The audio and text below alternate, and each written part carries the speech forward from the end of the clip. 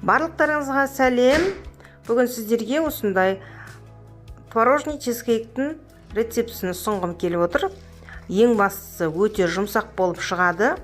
Дәмді, жанұяларыңызға жасап берсеңіздер міндетті түрде қуанады. Менің видеоларым ұнаса, лайк басып, комментария қалдыруыңызды сұраймын.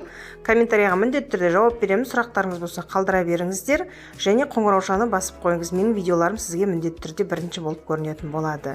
Ең алдымен бізге таза ыдыс және соған ұнымызды саламыз.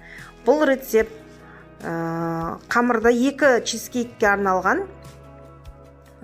Мен берген рецепт бойынша жарыса жасасаңыздар болады. Қамырдың үстіне қантымызды салып, жақсылап қолымызбен араластырамыз. Одан кейін үстіне мұздатқыштан алынған сармай, салқын сармайды салып, осындай үккіштен өткізіп, крошка жасайтын боламыз.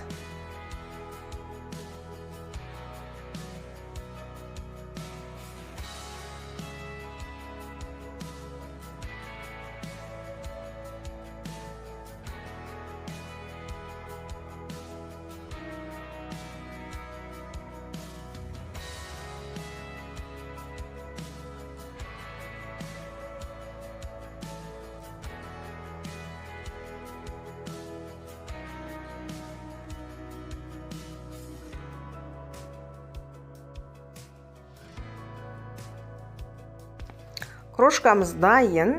Енді осының үстіне разрыхителімізді салып және жұмыртқамызды салып, жақсылап қамыр илейміз. Ешқандай қорықпаңыздар, қатты болып қалмайды. Алақанымыздың жылуыменен сармайымыз еріп, жақсылап қамыр иленетін болады. Сондықтан еш қорықпастан қамырымызды басы бірікпей қалады деп уайымдамаңыздар, қамырымызды илей береміз.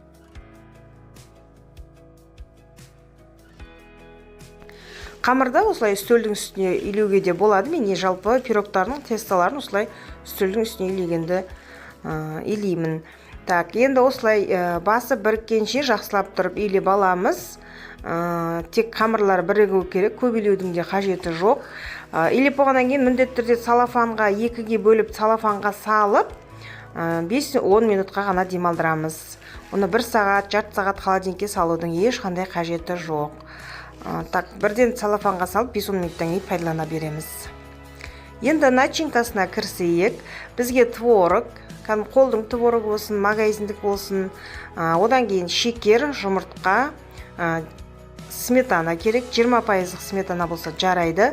Осылардың барлығын осындай блендердің көмегіменен жақсылап тұрып езіп аламыз. Блендер болмаған жағдайда вилкаменен жасай беруге болады. Ең бастысы біздің творогымыз жақсылап тұрып араласу керек. Енді демалған тестамызды алып, осылай оқтаудың көмегімен жақсылап тұрып, қатты қалыңда емес, жұқада емес, жақсылап тұрып жаямыз. Осындай форманың көмегіменен біз осылай ойып алдық. Қалған шет-шетін қазір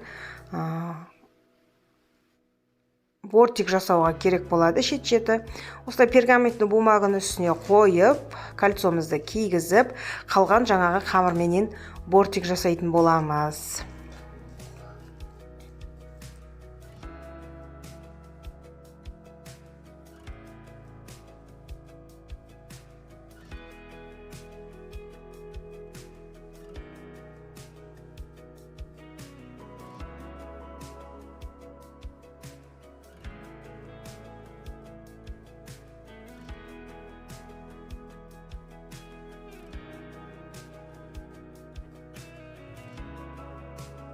Осы кезде біздің пешіміз қызып тұру керек. 180 градусқа қыздырып қоямыз. Енді әркімнің пеші әртүрлі, қарап тұрасыздар міндетті түрде.